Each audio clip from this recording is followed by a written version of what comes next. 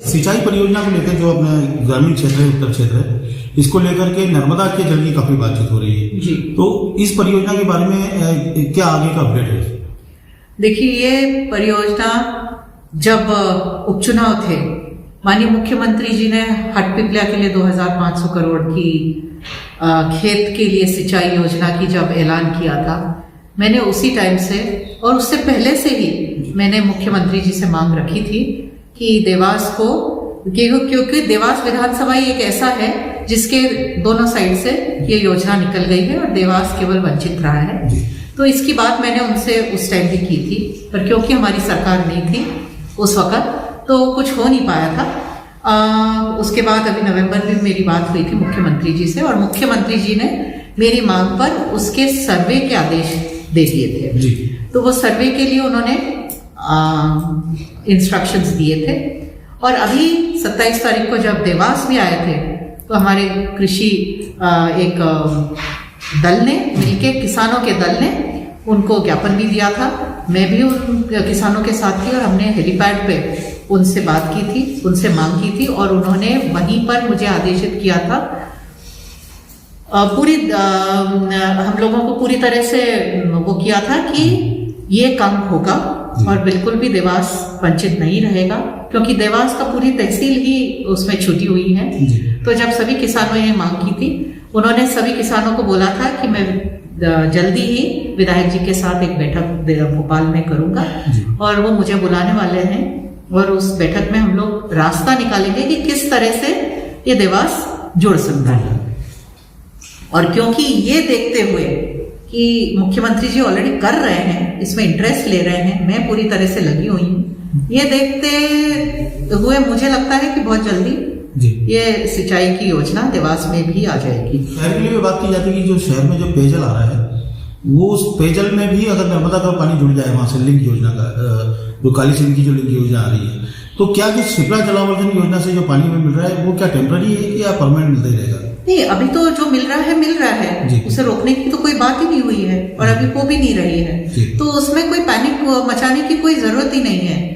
क्या है, चुनाव आ रहे हैं, महापौर का चुनाव है, पार्षदों का चुनाव है, उसके बाद ग्रामीण में भी चुनाव है, इसलिए विपक्ष, कांग्रेस के खास करके लोगों में कंफ्यूजन पैदा कर रहे हैं बहुत सारी चीजों को लेके। अब इतने सारे आंदोलन चल रहे हैं सिंचाई योजना को लेके। मैं मानती हूँ ऐसे लोग आंदोलन कर रहे हैं जिन्होंने कभी मेरे क्षेत्र में घूम के एक चक्कर देखा भी नहीं होगा उस क्षेत्र को, पर उन लोगों ने देख लिया कि मैं इसमें लगी हुई हूँ। माननीय मुख्यमंत्री जी ने आश्वासन दे दिया है कि ये सिंचाई योजना आएगी। सबको मालूम है कि मुख्यमंत्री जी पिछली बार आए थे तो उन्होंने सबके सामने हेलीपैड पे निर्देशित किया था कि एक बैठक बुलाई जाएगी जिसमें मेरे साथ वो बैठ के इसको डिटेल डिस्कशन होगा।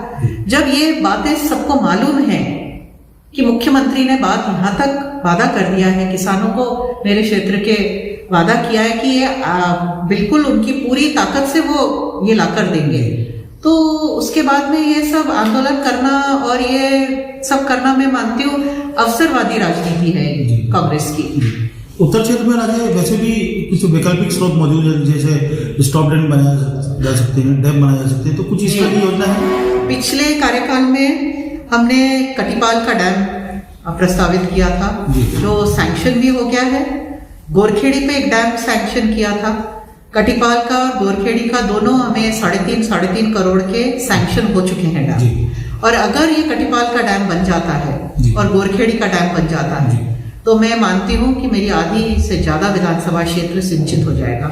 किसानों को इतना लाभ होगा अगर इस डैम से ये बन जाते हैं। और मुझे पूरा विश्वास है कि इस बजट में कुछ पैसे उसमें अलॉट हो जाएंगे, क्योंकि सैंक्शन है, केवल बजट के एलोकेशन के लिए रुका हुआ है। अच्छा, तो माना जाए कि देवास का कुछ बिगड़ने वाला नहीं है और देवास में सब सिंचाई की योजना भी आ जाएगी? देवास में का बिगड़ने तो वाला ही नहीं है, देवास का तो भला ही होगा शिवराज सिंह जी के रहते हुए।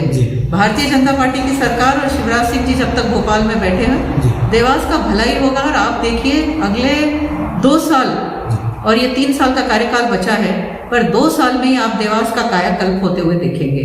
नया कलेक्ट्रेट भवन, आप देखेंगे नया बस स्टैंड, आप देखेंगे नया एबी रोड एक बहुत ही सुंदर स्वरूप में, सरकारी आवासों का नया नवीनीकरण होना, हमारा एमजी हॉस्पिटल है उसका पूर्ण तरह से जीर्णोद्धार होना, उसका कायाकल्प। तो ऐसी बड़ी बड़ी योजनाएं और बड़े बड़े विकास के कार्य आप देखेंगे देवास में होते हुए। जी।